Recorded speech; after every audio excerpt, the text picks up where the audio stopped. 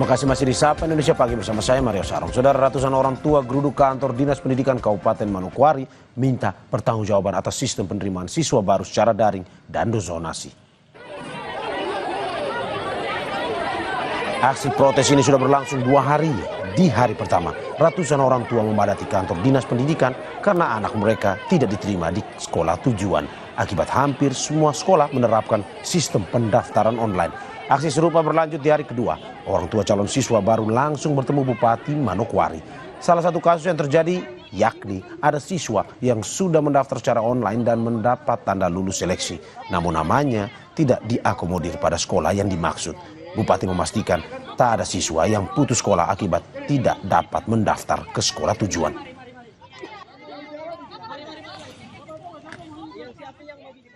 Sekolah namanya tidak terakomodir masuk dalam penerima siswa baru yang namanya lolos untuk masuk sekolah di satu Manokwari. Kami orang tua murid sangat kecewa, tidak ada dari pihak sekolah memberikan kami kejelasan sampai siang ini kami menunggu. Orang tua yang hari ini misalnya anak-anaknya belum diterima di SMA 1 dan juga SMA 2 itu tidak boleh khawatir karena SMA 3 dan juga SMA 4 itu juga menjadi solusi karena hari ini daya tampung kedua SMA ini juga sudah terbatas. Jadi kalau kita paksakan hal yang sudah terbatas nanti jadi rusak. Bahwa orang tua yang hari ini datang di tempat ini untuk menyampaikan aspirasi ditampung dan akan kita carikan solusi.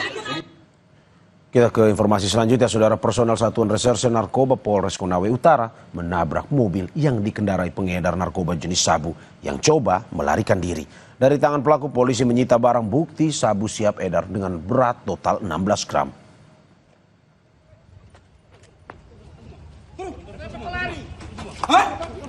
Penangkapan pelaku berlangsung dramatis. Tersangka bersama mencoba menabrak polisi untuk melarikan diri. Aksi pengejaran pun terjadi hingga terpaksa mobil polisi menabrak mobil tersangka untuk menghentikan pelariannya. Dalam penggeledahan, polisi menemukan 2 saset besar sabu siap edar dengan berat total 16 gram yang rencananya akan dijual di kawasan pertambangan.